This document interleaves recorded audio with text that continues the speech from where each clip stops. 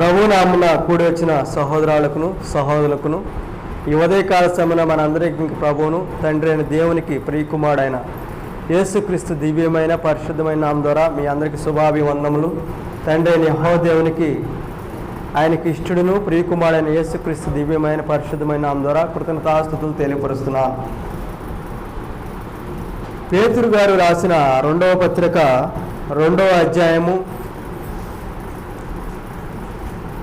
పేతురు గారు రాసిన 2వ పత్రిక 2వ అధ్యాయము 1వ వచనం నుండి 5వ వచనం వరకు మనం ఈరోజు కొన్ని మాటలను పరిశీలన చేద్దాము.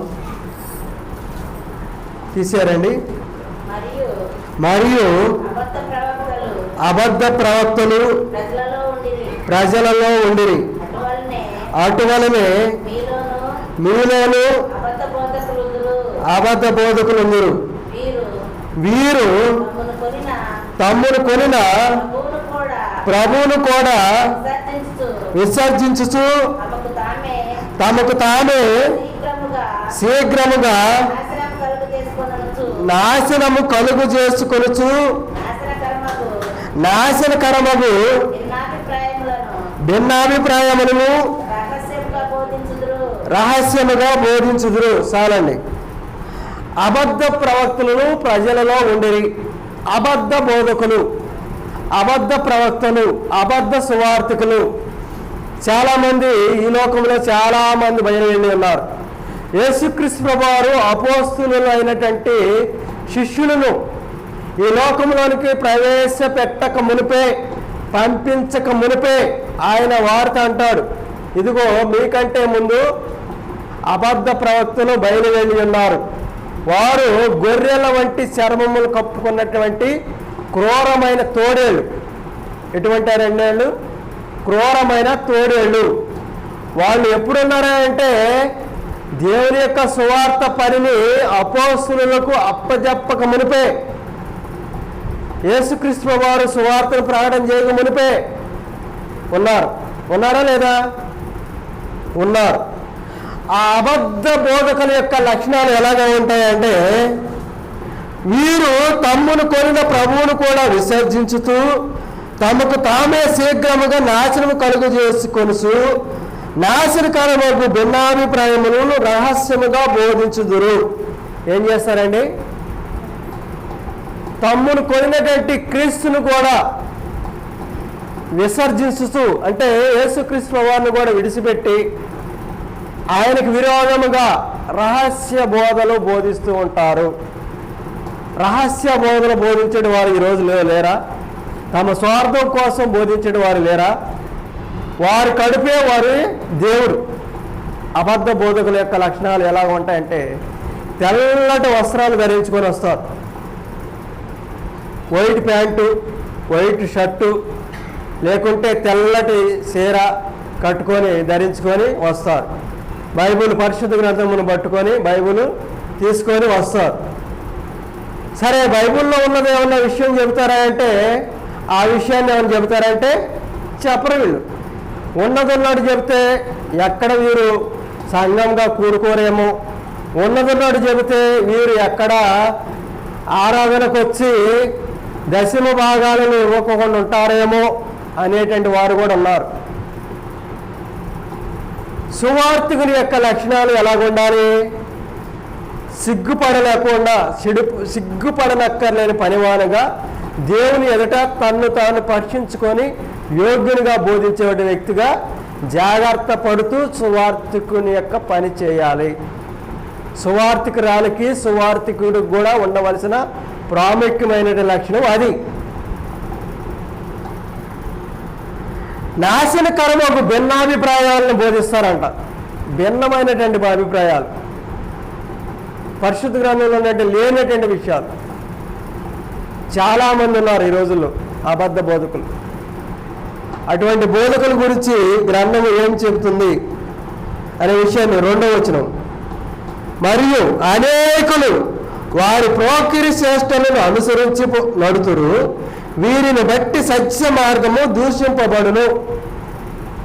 సత్య మార్గము దూషింపబడుతుంది. పరిశుద్ధ గ్రంథాన్ని అయినటువంటి బైబిల్కు అవమానం కలుగుతుంది, దేవునికి అవమానం కలుగుతుంది. ఇటువంటి వారి మూలంగా పోకిరి శాస్త్రాలను అనుసరిస్తారు, అల్లరి శాస్త్రాలను అనుసరిస్తారు, అల్లర్లకు కూడా వీరు తావిస్తారు. ఎంత అంటే దౌర్భాగ్యం అంటే చాలా దౌర్భాగ్యం. దేవుని యొక్క సంఘములో సంఘ కాపులైనటువంటి పాస్టర్లైనా కానీ సువార్థికులైనటువంటి వారైనా దేవుని యొక్క గ్రంథాన్ని ఉన్నది ఉన్నట్టుగానే బోధించాలి. కల్పిత బోధ బోధించకూడదు. ప్రార్థన గ్రంథంలో ఉంది, ఈ గ్రంథమందు రాయబడినటువంటి సంగతులు ఎవరైనా వీటిని తీసివేయడం కానీ కల్పితమైనటువంటి వాడిని కల్పించినా కానీ వారి మీదకి తెగుళ్ళు రాబోతాయి, వస్తాయి అని కూడా అన్నాడు. జీవ గ్రంథంలో నుండి వారి పేరు తుడిచివేయబడుతుందని కూడా ఉంది. ఉందా లేదా? ఉంది ప్రార్థన గ్రంథంలో. 3వ వచనం,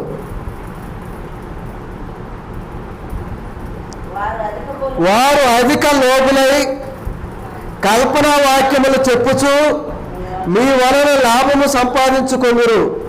వారికి పూర్వము నుండి విధింపబడిన తీర్పు ఆలస్యము చేయదు.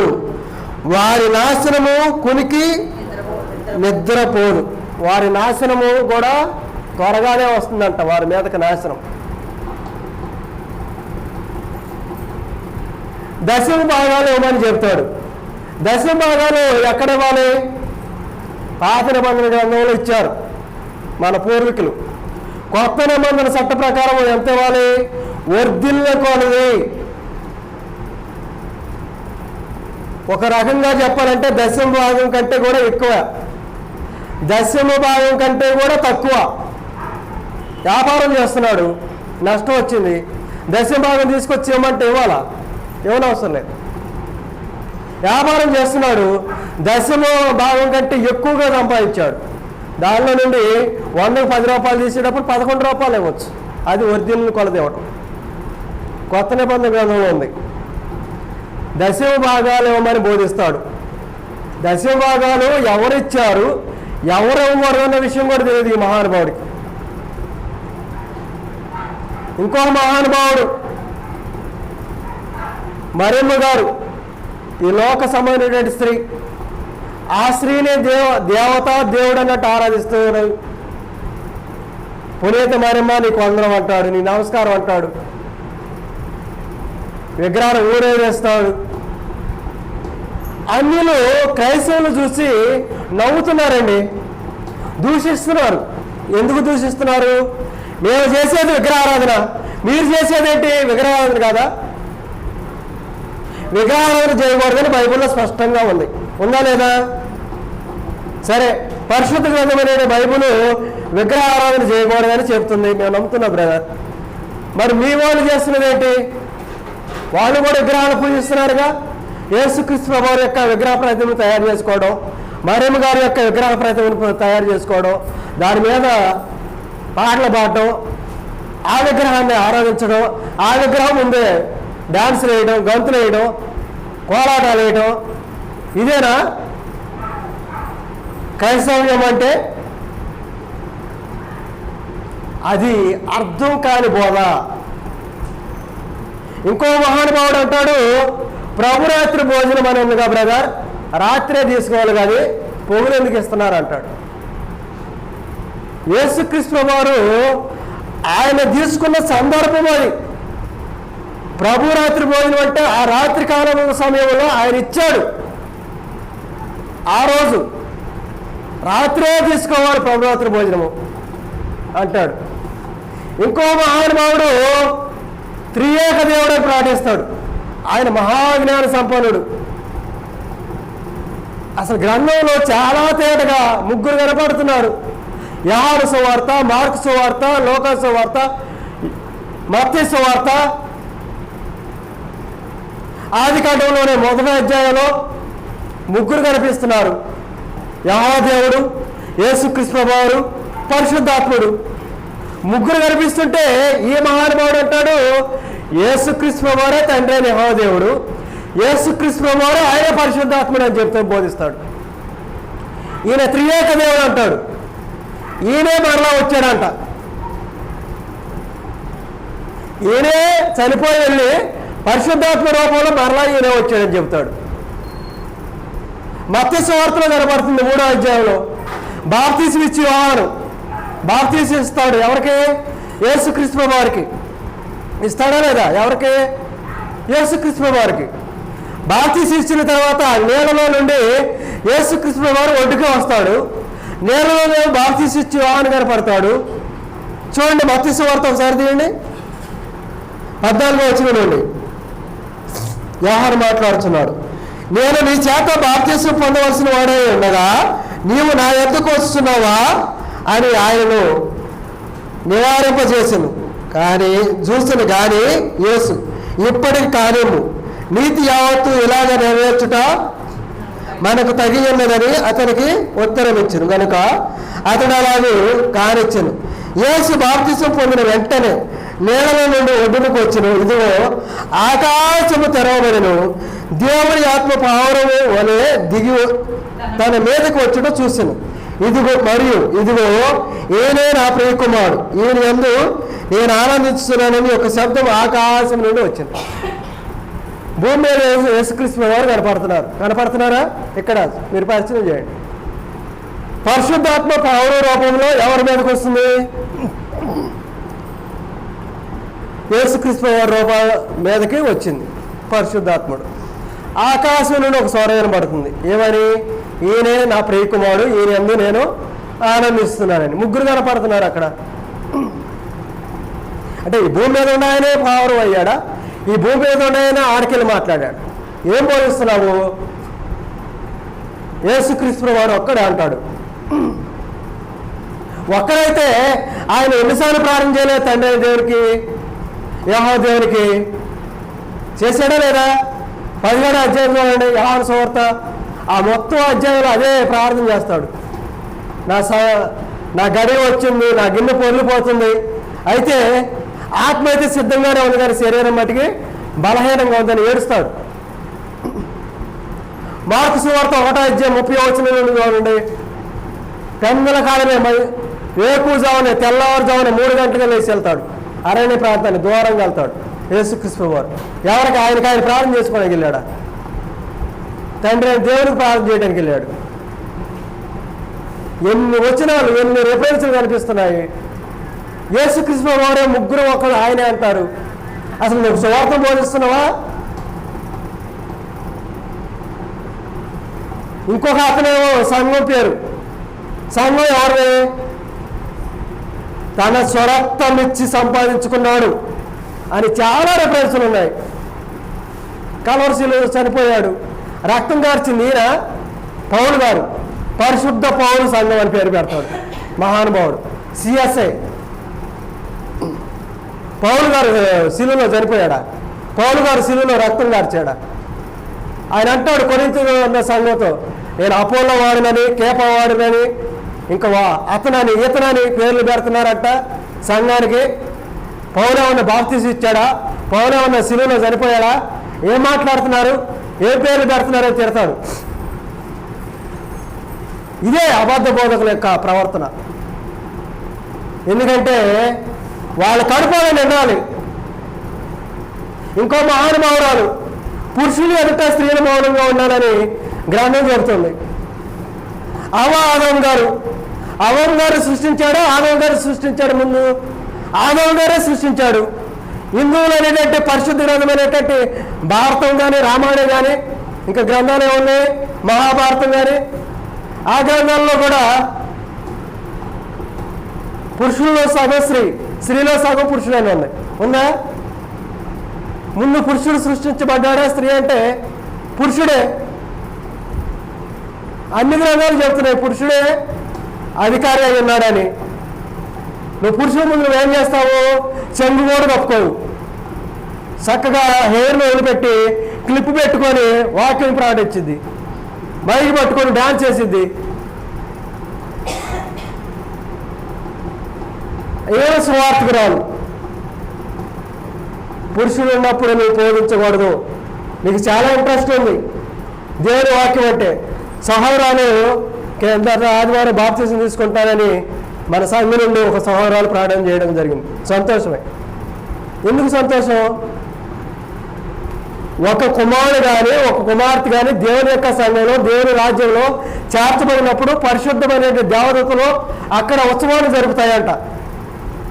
ప్రారంభంగా కనపడుతుంది ఆ మాటలు.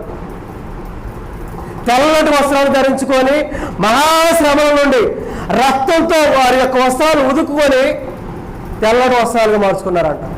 ఎవరైనా ఈ పెద్దలు దేవుని చుట్టూ చేరి పరిశుద్ధుడు పరిశుద్ధుడు అని కొనియాడుతున్నారు, స్తోత్రము స్తోత్రం అని కొనియాడబడుతున్నారు కదా, వీళ్ళు ఎవరో అని యోహాను గారు దూతను అడుగుతుంటే వీరెవరో కాదయ్యా, మహాశ్రమను అనిపించినటువంటి ప్రవక్తలు సువార్థికులు అని చెప్తాడు.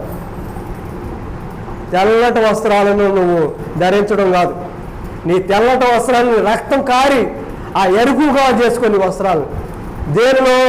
సువార్త పనిలో, దేవుని పనిలో. అప్పుడు దేవుడు నిన్ను చూస్తాడు, నీ పనికి తగిన ప్రతిఫలాన్ని ఇస్తాడు. ఇంకొక అతను కోడిపుంజుల సంఘం అని పేరు పెట్టాడంట. కోడిపుంజు సంఘం అంటే పేతురు గారు అబద్ధం ఆడినప్పుడు కోడి కూసింది కదా బ్రదరు, అందుకని కోడిపుంజు సంఘం అని పేరు పెట్టిండంట. సంఘం కోడిపుంజులే. ఇదే పరిశుద్ధ గ్రంథం తెలిసి తెలియని బోధకులు, ఇటువంటి బోధకులు ఉన్నారు, మహానుభావులు. అల్లెలోయ అనే పదం అనొచ్చా అనకూడదు? అనొచ్చు. అల్లెలోయ అన్న పదానికి అర్థం ఏంటంటే స్తుతించుడి అని అర్థము. ప్రారంభంలో ఉందా ఎవరన్నా? స్తుతించుడి అన్న పదం మీద 2 అంకెలు వేసి ఉంటుంది, కింద అల్లెలోయ అనే మూల భాషలో అర్థం ఉంటుంది. ఇక్కడ నేనుండి హల్లెలూయా అన్నాను, మీరేం చెప్పాలి? దేవునికి స్తోత్రం కాక దేవుని స్తుతించుడి అని చెప్పాలి. మీరు కూడా రివర్సల్ అనేది అంటే నేను స్తుతించమని చెప్తున్నాను, మీరు కూడా స్తుతించమని చెప్తే ఇక దేవుని స్తుతించేది ఎవరు? హల్లెలూయా అంటాడు. ఎందుకు అంటాడు? నువ్వు హల్లెలూయా అన్నావు, వాళ్ళని దేవుని స్తోత్రం అని చెప్పమని చెప్పు, వాళ్ళు కూడా తిరిగి హల్లెలూయా మంచిగా అంటున్నారు. చిన్న పిల్లలకు బాప్తీసం ఇవ్వడం యవనస్తులు ఇవ్వచ్చు, వారు చదువులోను బైబిల్ చదువుటంలో ప్రావీణ్యం పొందినవారే. నేను సహోదరులతో ఒకటే అన్నాను, సహోదరు బాప్తీసం తీసుకుంటానంటే సంతోషం. ఇంకా 2-3 అడగాలయ్యా అంటే ఎందుకు అడగాలమ్మా? వాళ్ళ మనసులో వాళ్ళకందరికీ వాళ్ళకి ఆ ఆలోచన, ఆ మారు మనసు అనేది వాళ్ళకి రావాలి. వాళ్ళకి ఆ దేవుని గురించినటువంటి పరిశుద్ధ గ్రంథంలో ఒక వ్యక్తి కనిపిస్తాడు, నపుంసకుడు అని. కందాకేటువంటి రాణిగారి దగ్గర ఆ ధనాగారం అంతటికి ప్రధాన యాజకుడిగా పనిచేసేటువంటి వ్యక్తి యెషయా గ్రంథము 53వ అధ్యాయం చదువుతూ ఉంటాడు. వాతకు తేబడిన దేవుని గొర్రెపిల్ల బొచ్చు కత్తిరించేవాడు ఎదుట గొర్రె మౌనంగా ఉన్నట్టు నుంచున్నాడు. కొడుతున్నారు, సిలివేస్తున్నారు, చంపుతున్నారు, కొరగాలతో కొడుతున్నారు, రక్తం కారుతుంది. ఎవరో ఈయన భూమి మీదకి వచ్చి చనిపోబోతున్నాడు, అసలు ఎవరో ఎందుకు వస్తున్నాడు, ఈయన వచ్చి ప్రాణం పెట్టడం ఏంటి అని ఆలోచిస్తా ఆ రథం మీద వెళ్తా యెరూషలేము ప్రాంతంలోనికి వెళ్ళి దేవుని ఆరాధిస్తూ పరిశుద్ధ గ్రంథాన్ని తీసి చదువుతుంటే, ఈ యెషయా గ్రంథాన్ని చదువుతుంటే ఆయనకు అర్థం కాలేదు. ఎవరు రాబోతున్నారు, ఎవరు ప్రాణం పెట్టబోతున్నారు అని ఆలోచిస్తున్నప్పుడు పిలుపుని వెంటనే దేవుని యొక్క ఆత్మ, ఇదిగో పలానా వ్యక్తి పరిశుద్ధ గ్రంథాన్ని చదువుతున్నాడు, వెళ్ళి ఆయనకి ఇవ్వడంగా చెప్పు అంటాడు. అప్పుడు పిలుపు వెంటనే ఆ రథాన్ని ఆపి, ఇదిగో నన్ను కూడా రథాన్ని ఎక్కించుకుంటాడు. అపోస్తల కార్యాలయం కనపడుతుంది.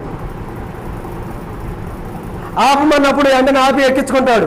నువ్వు చదువుతున్నది ఏంటో గ్రహిస్తున్నావు అంటాడు.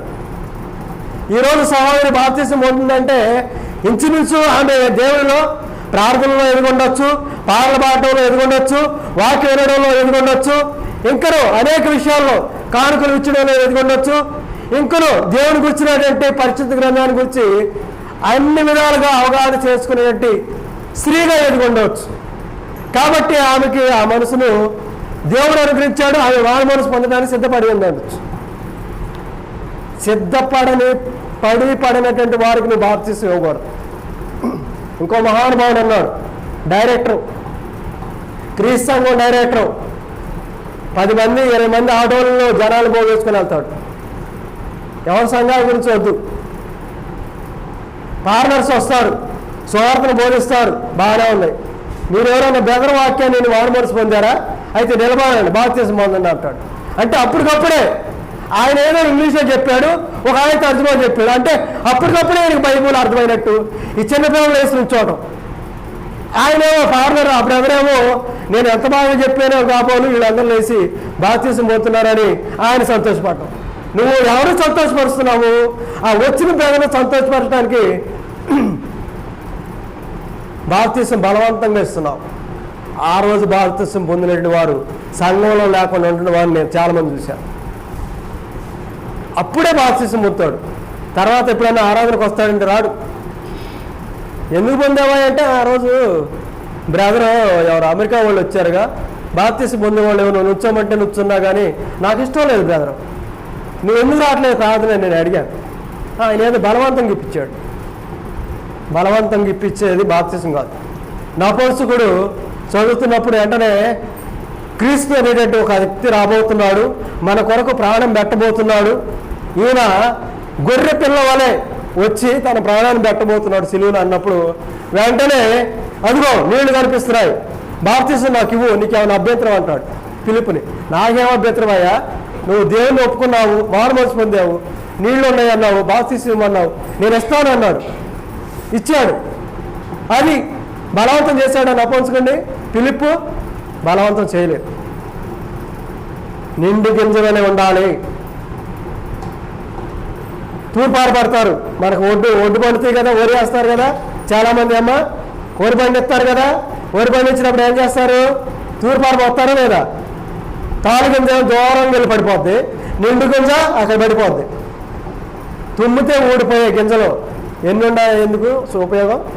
100 మంది తక్కువ చూసుకుంటాడు. ఎందుకంటే నేను చెప్పాను బ్రదర్ ఉన్నది చెప్పండి, నేను ఒకసారి అట్టే అవకాశం ఇచ్చాడు, యువగా ఖండించాను, బుద్ధి చెప్పాను, ఎలాగో చెప్పాను. అంత సూటిగా చెప్పాలా, మళ్ళీ తెల్లారి రారేమో, అదేంటారు అలా చెప్పామన్నాడు. దాచుకోవద్దు, బైబిల్ ఉన్నది ఉన్నట్టే చెప్పాలి. ఈ అబద్ధ బోధనలు ఏం చేస్తారంటే ఉన్నది చెప్పరు, కల్పిత బోధనలు చెప్తారు. తర్వాత 4వ వచనం, పేతురు రాసిన 2వ పత్రిక 2వ అధ్యాయం 4వ వచనం.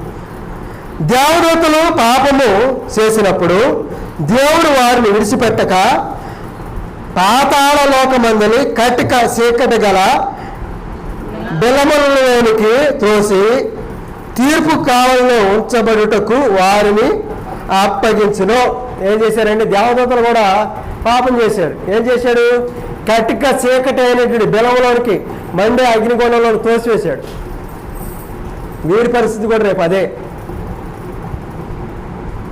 ప్రియదేవుని బిళ్ళారా, పెంతుకోస్తు సంఘం అని పేరు పెట్టాడు.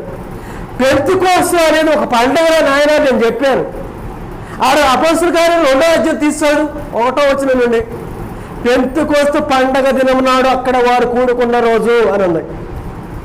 పెంతుకోస్తు అన్న పేరే సంఘానికి పేరు పెట్టాడు. ఇండియా పెంతుకోస్తు సంఘం అంట. ఎందుకంటే అపోస్తలుల మీదకి ఆ రోజు పరిశుద్ధాత్మ అగ్ని రూపంలో దిగింది. అన్య భాషలో మాట్లాడు ఇప్పుడు ఉన్నాయంటే లేదు, తెలిసి తెలియని బోధ అండి. పెంతుకోస్తు అనేది పండగ, ఆ పండగనే సంఘంగా పేరు పెట్టాడు. ఇంకొక అతను బేతేలు స్వస్థ ప్రార్థన మందిరం అని పేరు పెట్టాడు. బేతేలు అనే ప్రార్థన మందిరం పేరు ఎక్కడ కనపడుతుంది? యాకోబు దేవునితో పోరాడి నైట్ అంతా ఆయనతో గోజాడి ప్రార్థన చేసిన స్థలం. తర్వాత అదే స్థలాన్ని దేవుడు నాశనం చేయడం కూడా కనపడుతుంది గ్రంథంలో. ఆ స్థలం పేరుని కూడా బేతేలు సంఘం అని పేరు పెట్టాడు. ఇంకా చాలా చాలా చాలా చాలా సంఘాల పేర్లు ఉన్నాయి. కేపా సంఘం అంట. ఏది అసలు ఏం బోధిస్తున్నావు, ఏ ప్రాణం చేస్తున్నావు? తర్వాత యోహాను గారు రాసినటువంటి మొదటి పత్రికలో అబద్ధ బోధకుల గురించి కొన్ని విషయాలు కూడా చెప్తున్నాడు. అసలు అబద్ధ బోధకుల యొక్క నడవడి, ప్రవర్తన, బిహేవియర్ అలాగ ఉంటుంది అనే విషయాన్ని ఆ యొక్క ఆత్మ దేవుని సంబంధమైనదా కాదా అని మీరు పరిశీలన చేసి నమ్మాలి. 4వ అధ్యాయము 1వ వచనం నుండి, మొదటి యోహాను రాసిన పత్రిక 4వ అధ్యాయము 1వ వచనం నుండి, ప్రియులారా అనేకులైన అబద్ధ ప్రవక్తలు లోకములోనికి బయలు వెళ్ళి ఉన్నారు కనుక ప్రతి ఆత్మను నమ్మక ఆయా ఆత్మలు దేవుని సంబంధమైనవో కావో పరీక్షించుడి. చాలండి. అనేకులైనటువంటి అబద్ధ ప్రవక్తలు లోకములోనికి బయలు వెళ్ళి ఉన్నారు. ఆ యొక్క ఆత్మలు దేవుని సంబంధమైనవా కావా? ఎలాగో కనిపెట్టాలి బ్రదర్? చక్కగా తెల్లటి బట్టలు వేసుకొని వచ్చారు, వందనాలు అని అంటున్నారు. బైబిల్ పట్టుకొని వచ్చారు, వందనాలు అంటున్నారు. దేవుని సేవకుడని కాకుండా ఇంకా నేను ఎలా నమ్మను అంట. నువ్వు ఒకటే గుర్తు, పరిశుద్ధ గ్రంథంలో ఉన్నటువంటి విషయాలను ఎలా చెప్తున్నాడు? పరిశుద్ధ గ్రంథంలో ఉన్న విషయాలను ఉన్నట్టు చెప్తున్నాడా, లేని కల్పిత విషయాలు చెప్తున్నాడా? కల్పిత విషయం చెప్పారనుకోండి, వాడు దేవుని సంబంధి కాదు, వాడు దేవుని బోధకుడు కాదు, దేవుని సువార్థకుడు కాదు, దేవుని కాపరి కాదు. ఇదే గుర్తు మీకు. అందుకనే ఆయా ఆత్మలు దేవుని సంబంధమైనవో కావో లేదో అని పరీక్షించాలి.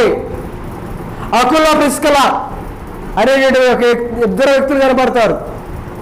సువార్త పనిలో, సువార్త పరిచర్యలో చాలా ప్రాముఖ్యాన్ని సంపాదించిన వ్యక్తులు వారు దేవుని యొక్క సువార్తను ప్రకటన చేస్తుంటే ఎదుటి వ్యక్తులు వీరు బోధించే బోధ లేఖనసారంగా ఉందా లేదా, వాక్యానుసారంగా ఉందా లేదని దినదినము పరిశోధించుతూ వచ్చిరి.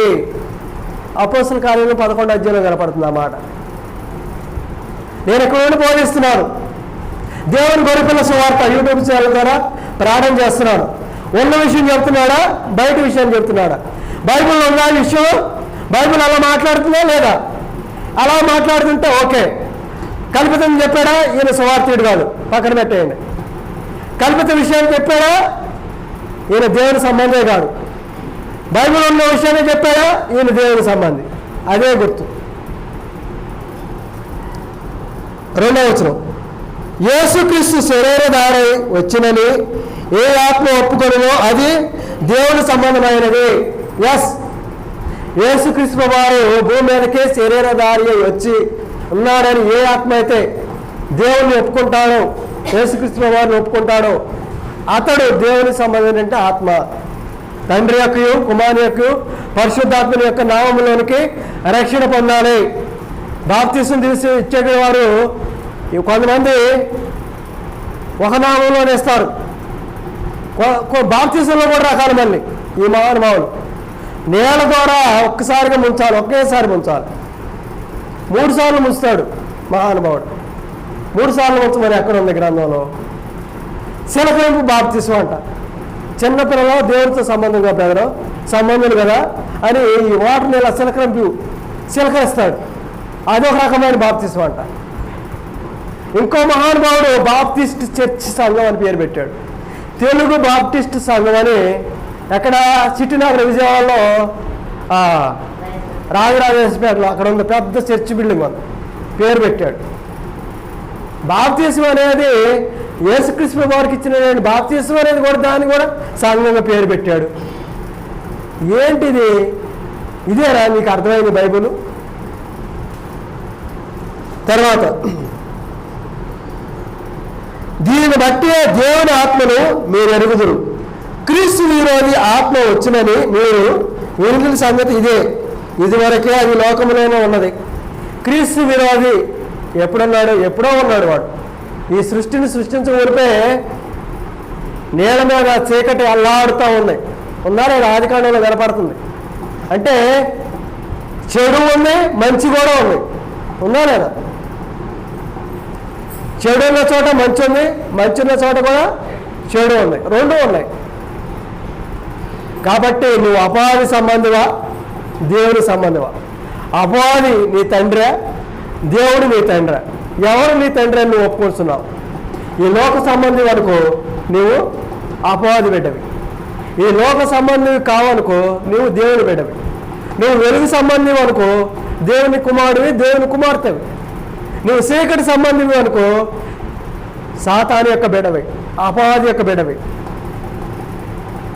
మనశ్శాంతి ఉండదు.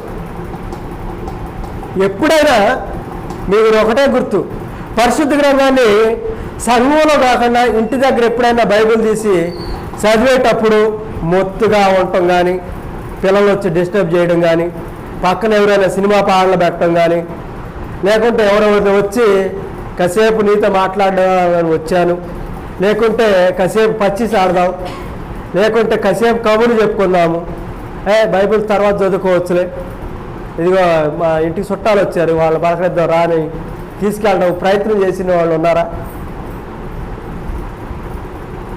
మరలా సినిమా చూడండి, సీరియల్ చూసేటప్పుడు ఆ టీవీ కట్టేసి బైబిల్ చదువుకుందాం రా అని పిలిచిన వాళ్ళు ఎవరన్నారా?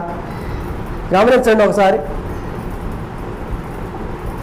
నువ్వు క్రికెట్ చూసేటప్పుడు కానీ సినిమా చూసేటప్పుడు 3 గంటలు ఓపికగా కూర్చుంటాం సినిమా కానీ, సరే సీరియల్ ఒక అర్ధ గంట, సరే 20 నిమిషాలు లేకపోతే 15 నిమిషాలు వాకింగ్ చెప్పేటప్పుడు సీరియల్ అర్ధ గంట ఏంటి, వరుస పెట్టి 6ంటికి మొదలైతే 9 దాకా సీరియల్ అన్నీ తిరగేస్తారు, అంటే 3 గంటలు ఓపికగా కూర్చుంటారు.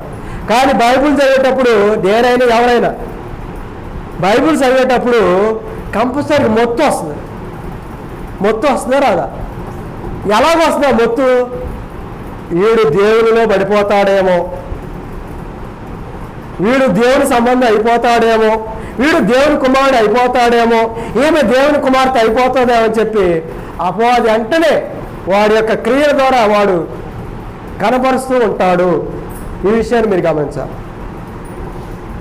బైబిల్ తీసుకొని ప్రార్థనకని బయలుదేరి వస్తున్నప్పుడే భర్త అంటాడు అన్నం పెట్టి వెళ్ళొచ్చు కాదు,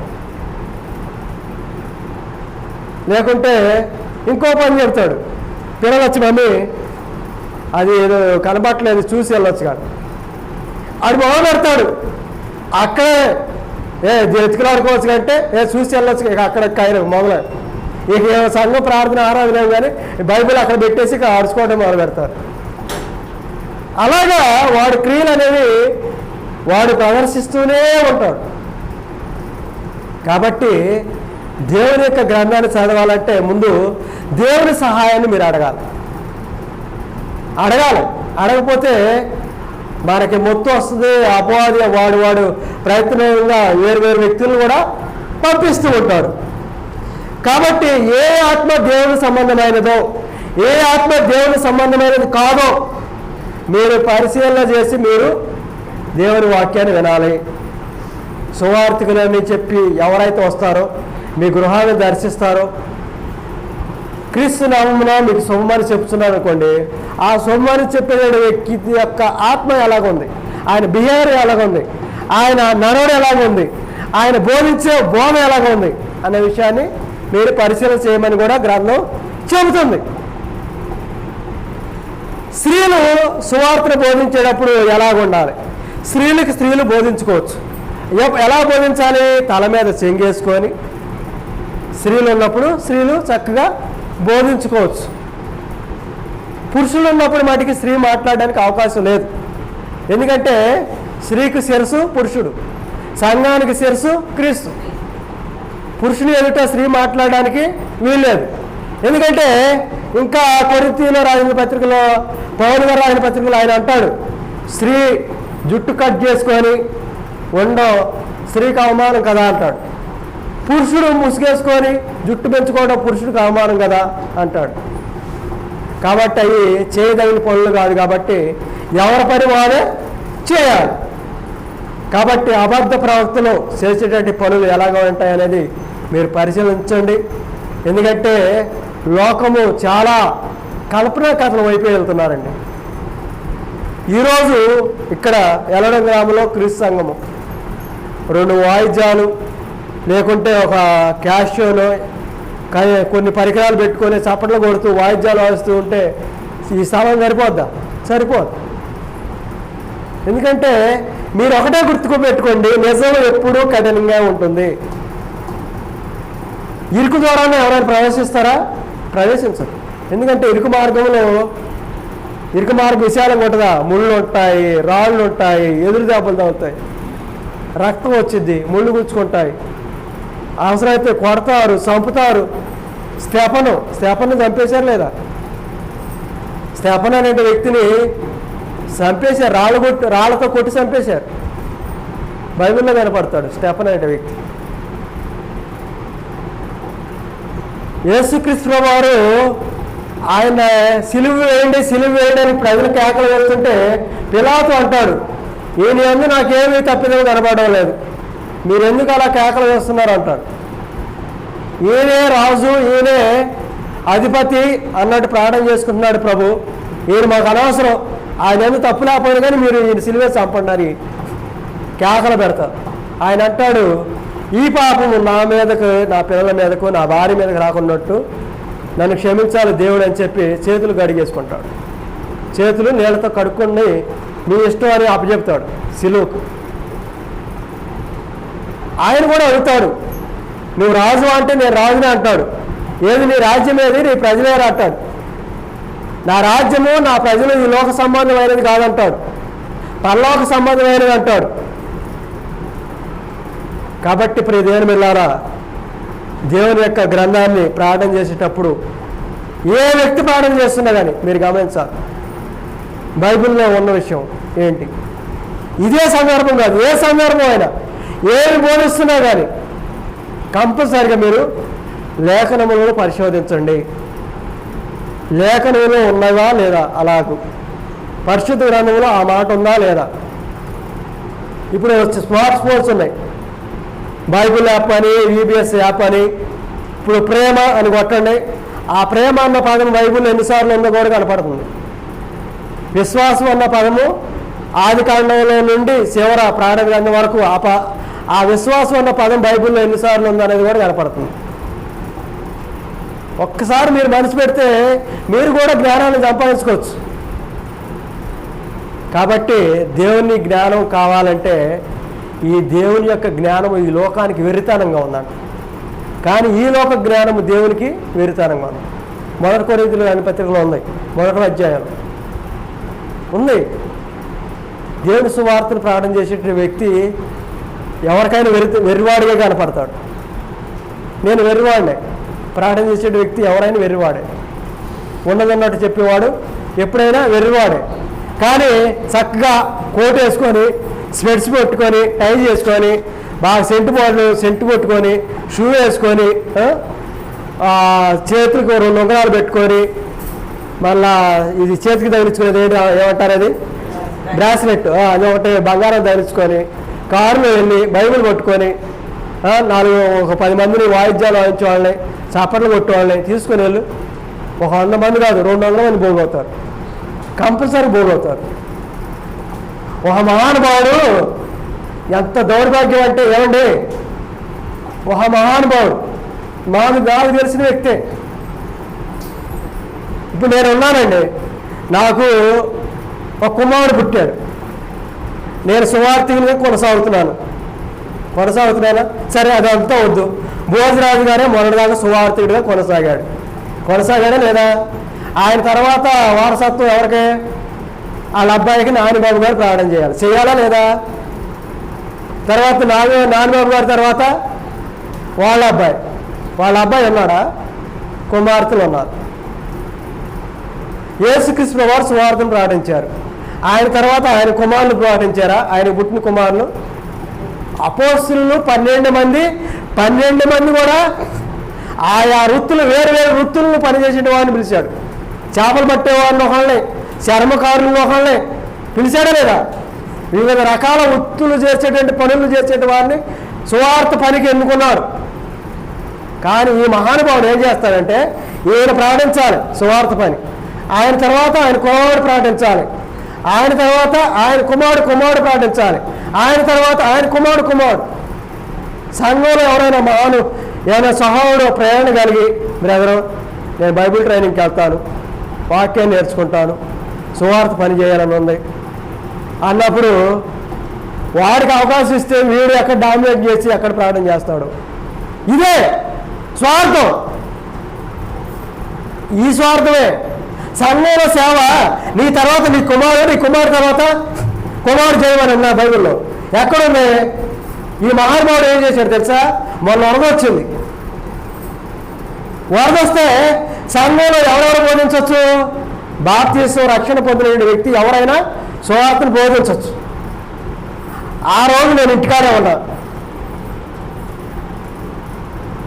ఇంకొక వ్యక్తి కూడా, ఇంకొక బ్రదర్ కూడా, ఇంకోసారి సేవ చేసే వ్యక్తి, ఆయన కూడా ఇంటికాడే ఉన్నాడు. చుట్టూ వరద. నేను రావడానికి గోడలు ఎక్కడ వెళ్ళడం సంఘానికి. సరే ప్రార్థన పెడతారో ఆరాధన అని ఎదురు చూశాను.